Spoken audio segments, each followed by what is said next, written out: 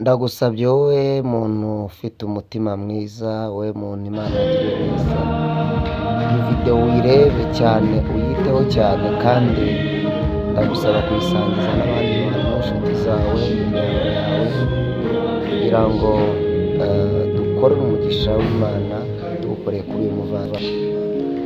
Bakunzi bacu twongeye kubasuhuza cyane mu izina rya Yesu Kristo, nimugire amahoro y'Imana aho muherereye hose, haba hano mu gihugu cy'u Rwanda, haba hanze y'igihugu, mwese turabasuhuje cyane. Nk'uko mubibona, uwo mubyeyi yitwa Sanyu. Uko mumubona ntabwo ariko yavutse, ahubwo yagize uburwayi biba ngombwa ko batabarwa kanseri itarazamuka, bamuca akaguru. Uyu mubyeyi arababaye cyane, akeneye abantu, akeneye ihumure, akeneye amasengesho yacu, aradukeneye cyane. Rero aho muherereye hose, ndabizi neza ko abakunzi b'Itangiriro TV ni abantu beza, tugira umutima mwiza.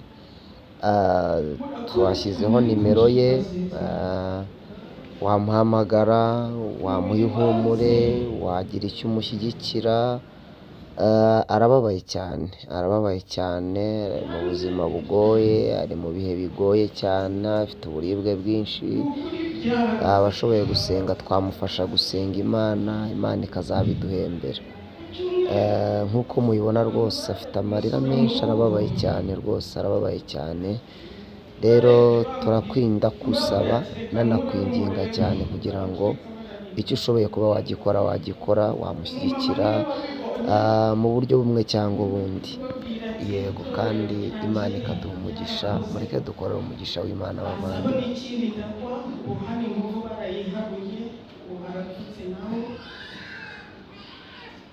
Murabizi abamato hareze aho tuhoraho ku ruhande ho gatoya, na kwa kundi haratutse kubera abana, ubwo murabyumva, ibintu byose byarahindutse, abana amafaranga bashizemo, bagomeza gutwara amafaranga y'abantu.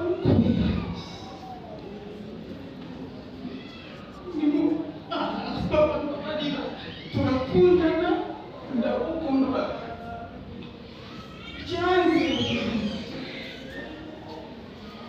igihe cyose aho bigeze. Nk'uko mukomeje kubyumva, arababaye cyane rwose, afite intimba nyinshi, afite agahinda kenshi, afite umubabaro mwinshi.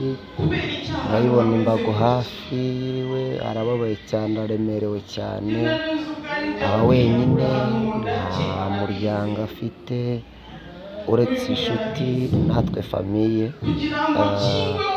Rero mureke ufite icyo ashoboye agikore, muhamagare rwose, umuhe ihumure. Akeneye ihumure ryawe, aragukeneye cyane rwose, aragukeneye cyane. Nyamuneka mureke mukorereho umugisha w'Imana, muhamagare, umuhe ihumure rwose, umuhe ihumure, musengere kandi umushyigikire mu buryo bwose.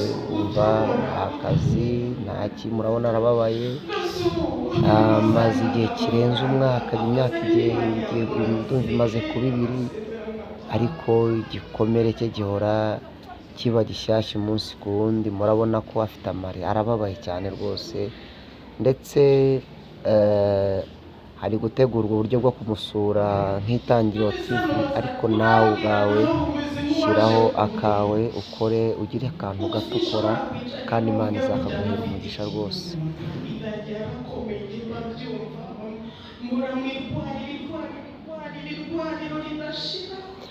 Mu by'ukuri ntabwo twabura gushimira abantu bagiye bagira uruhare rukomeye cyane ku buzima bwe, kandi na magingo aya ngaya harimo n'uyu muvandimwe mubona umuhagaze iruhande. Tuyishimire, umuyobozi w'icyumba cy'amasengesho hano kuri ADEPR Kabuga, yagiye agira uruhare rukomeye cyane. Murabona arimo aramuhumuriza, arimo amukomeza, kandi bakomeje no kumusengera Imana. Kandi si ukumusengera gusa, yagiye akora n'ibindi bishoboka, akamushyigikira ku ruhande rw'ubuzima, rero natwe reka dushyireho akacu, Imana izabiduhembera. Umurimo wose ukoze, umurimo wose werekejeho amaboko, ntabwo Imana yawirengagiza, ntabwo Imana yabyirengagiza. Rero reka dushyiremo akabaraga, dureke dushyiremo imbaraga zose zishoboka, dushyigikire umuvandimwe, dufashe umuvandimwe,